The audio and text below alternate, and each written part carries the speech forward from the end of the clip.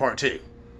Yeah, so I just say keep that same energy. I say keep Part that two. same part two. Yeah. But keep that same energy. We say Black Lives Matter. We talk about these people that were coming from Syria, these caravans. Yeah.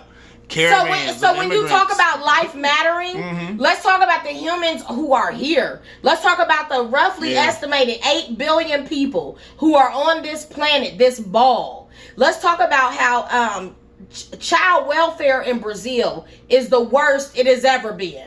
Yeah.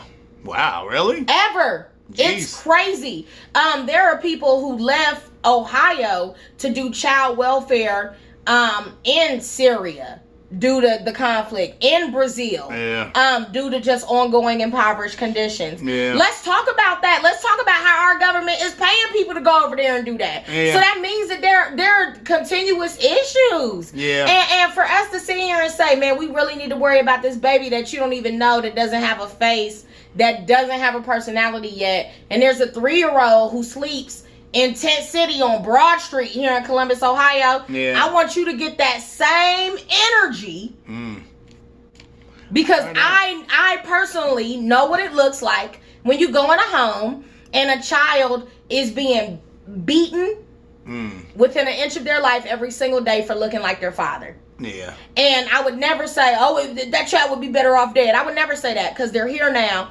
and I love them because that is my lot in life. That's the cross I bear, is to extend love as far as I can, farther than my eyes could ever see it. But what I will also say is, if at any point in that woman's life she felt empowered to own herself, then maybe she would have made a decision that would have put her in a better place before she had them. Maybe this child would have been born to a mother who had completed her degree, who had found her career, who knew herself as a person, who was in a stable and not abusive situationship.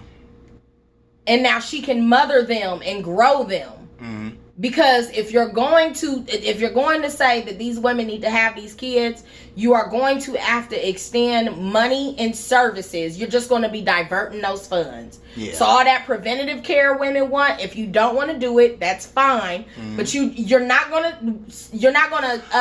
keep any of that money. You're not saving any of those dimes and nickels and dollars because you need to divert it to social services within your community because we need it. When these kids are born, I'm a first responder. We have to be there within 24 hours of the child being there. Well, you know what? Kids need all that type of good support. And talking about supporting the youth, we're going to segue into what I like to talk about, my favorite thing, politics.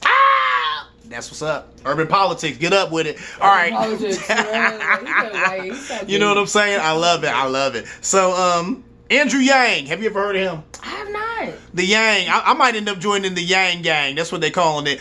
Hey, this Andrew Yang dude, he's an Asian American. He's an entrepreneur. So I like him already. There you go. Shut your like him already. Because he's an Asian American. Entrepreneur. Yes.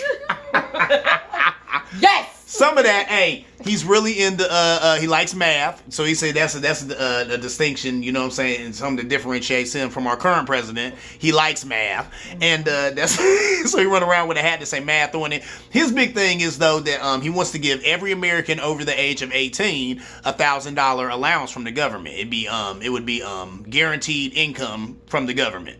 And he got that because they do that in Alaska. In Alaska, you get your your value taxes and all that like everybody else, but they also get like $1,000 or maybe $2,000, might be $2,500 a year. You know what I'm saying? Which is based on the oil revenues that get sold in Alaska. They get a piece of that. So he got that from that, and he was saying that he has all these studies and stuff that showed. I mean, not that I needed to read a study to know it, but how $1,000 a month kind of takes a strain off a family, helps people deal with bills and stuff, so that maybe they can get into other. It would take the strain off of my family. Hey, thank you. So that's my point. Me, Black Jesus, we roommates. Hey, so listen. So I mean, from what you heard though, has Mr. Yang piqued your interest?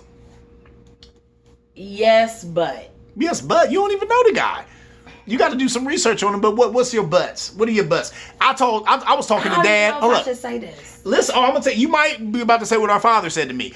I said, Dad, I like Andrew Yang. He got this $1,000 a month for every American over 18. $1,000 to help me right now. That's good. That's good stuff. I like that. My dad was like, My dad was like, he's not bad, but I don't think America's ready for an Asian man as president. I was like, what? And he's like, nah. He's like, I don't think America's ready for an Asian president.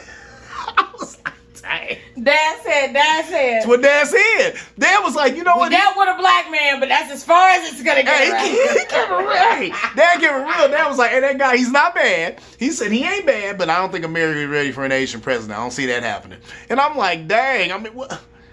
Is that how you feel too? There's a joke I want to make. I'll make it off camera. You better not. Anyway, I'll make it off camera. It's gonna be funny. You ready for it? No. Just remember. Not now. No. Off camera. Just okay. once we get done with this, say Andrew Yang again. I'm gonna make this joke. You're gonna die. Okay. But funny, honey.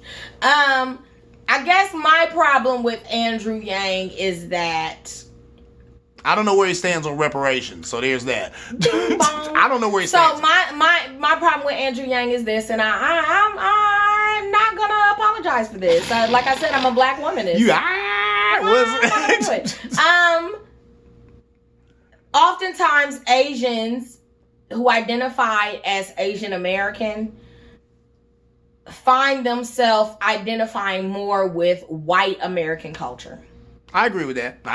And I don't know that Andrew Yang wants what's best for us. Okay.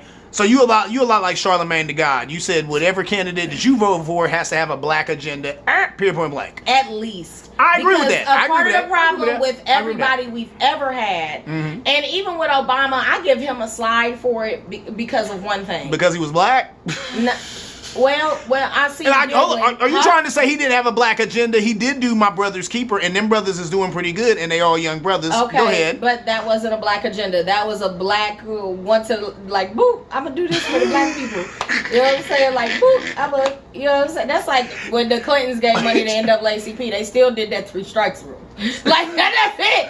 Are you trying to say it was a one-off? Just because they be like, don't let all the niggas suffer. That doesn't mean anything. Oh my Lord, did you hear this? But I said it. Anyway, what I'm saying is, oftentimes they have an agenda that mimics a white American agenda. Okay. That's all I'm saying. Okay. And unless you have an agenda that includes me, and it can't include me as like, oh, I'm American, I don't see color. Like, well, obviously your last name is Yang. You must see color. Like, you must. Your last name is Yang. You must see color. because